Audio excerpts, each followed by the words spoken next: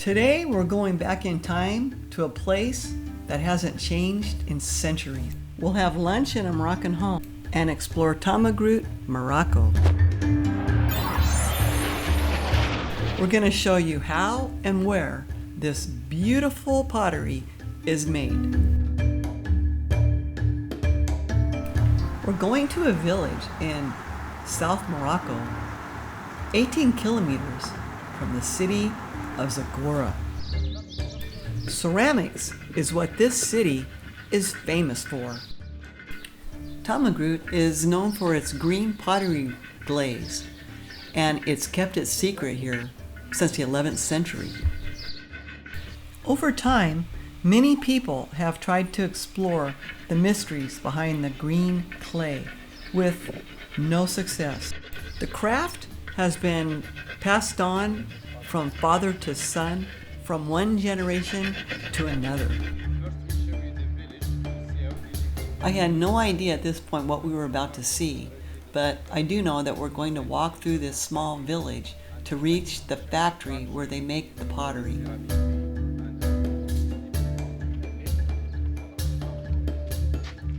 "4,000 people live in the village, but only a handful know the secret to the green clays." It literally feels like we're going back in time. Homes with thick walls made out of mud bricks, some are with an underground level, and with small or no windows at all. These walls and the narrow alleyways create kind of a shaded area, and it keeps it way cooler than outside in the desert heat. It's almost like a buried village. You can't really tell it's here as you're walking through these small alleyways and small doorways. Up to 20 degrees difference from the scorching heat on the outside and the cool, comfortable temperature on the inside.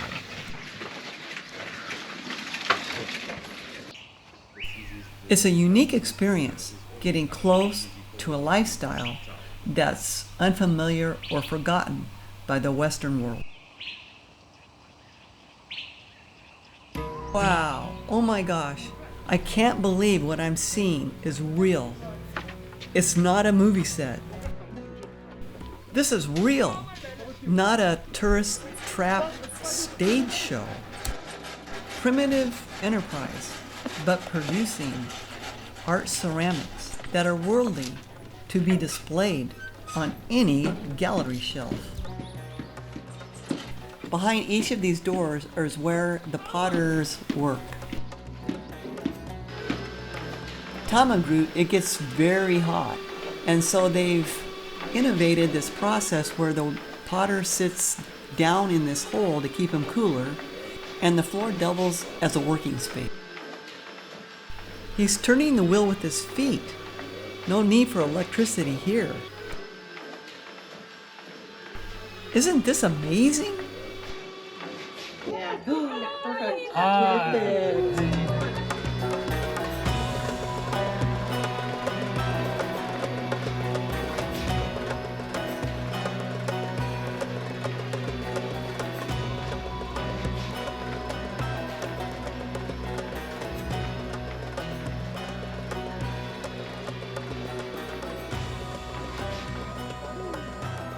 And that's the village water well.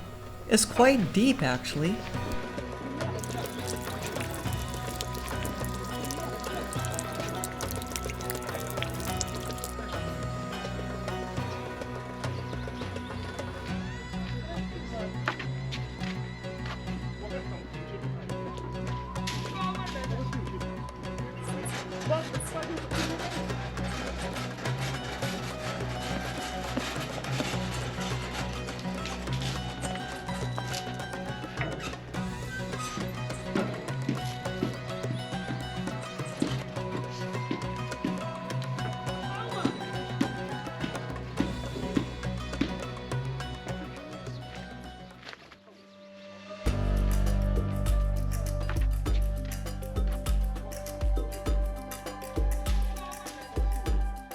The kiln area.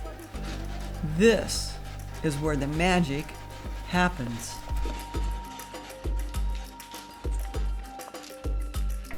They have to get it to a temperature between 900 and 1,000 degrees in order for it to make the green color with the magnesium and the copper.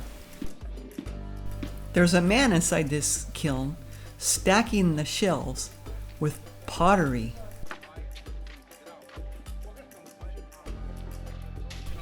First, the green pottery is dried underneath the sun.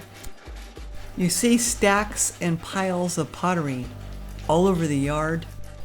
Then it's fired in the kiln, anywhere between 900 and 1,000 degrees. After that, it's then glazed and fired again.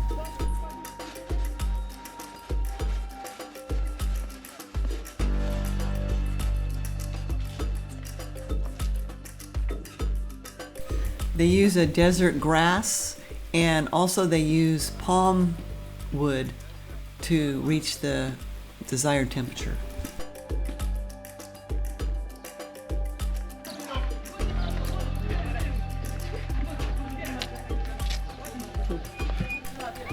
The pots here have been fired once, and now they're going to go in to be hand painted or glazed, and they will be going into the oven a second time in order to reach that beautiful green color.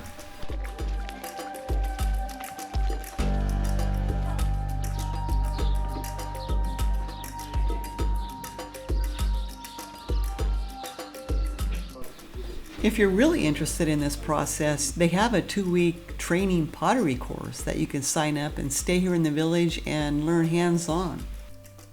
Zarko actually wants to do it. Me, not so much. What do you think? Would you be willing to come to this village and make this beautiful pottery for 2 weeks? The shop had an absolutely beautiful selection of different kinds of bowls, plates, decorative pots, all made here at the factory. I bought some beautiful bowls and plates that will remind me of this place for years.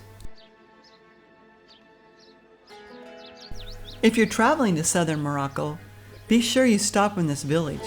You will be amazed.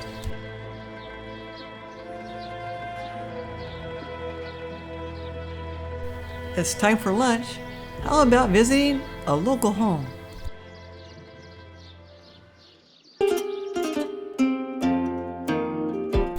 After the tour of the factory, our guide took us to an authentic Moroccan lunch. I can certainly see the advantage of sitting on the floor, leaning against the tile walls. It's so much cooler than it is outside in the desert heat.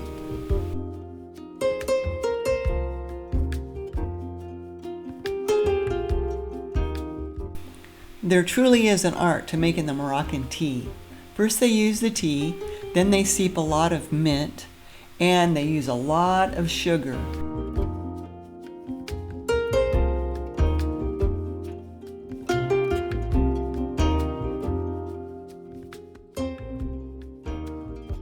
It's from the sugar beet, and then it's grown in Morocco.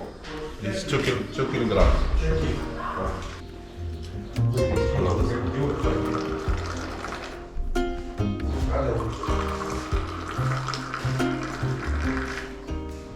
Another way to pour the tea is to hold it up high.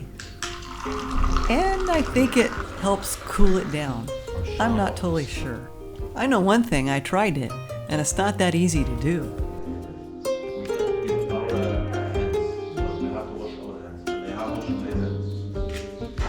We trust you.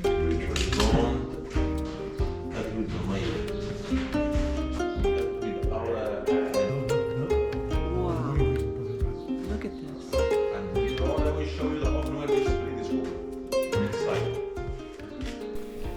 Our host arrived with a huge bucket of homemade flatbread, and our guide is preparing us to use the flatbread to eat with our hands. Many Moroccan homes don't use utensils. food is eaten with your hands and you use the bread to scoop your food.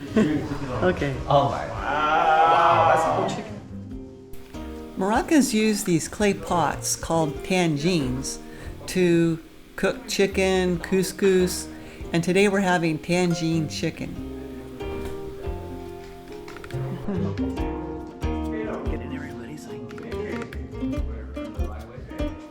While in Marrakesh, we took a cooking class and we learned how to make tangine chicken. I will post a video on that experience. This is the oven where they make the bread. So good on the stones. They are still hot actually. Oh, it's stone. Yeah, stone. Oh, I thought it was going to be. It's hot. Okay. By the way, the bread was extremely delicious.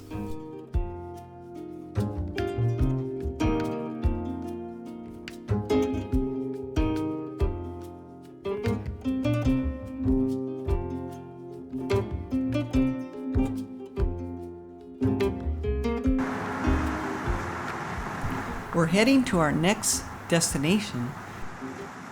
To see more of Morocco or any of our other journeys, subscribe to our channel. See you in the next video.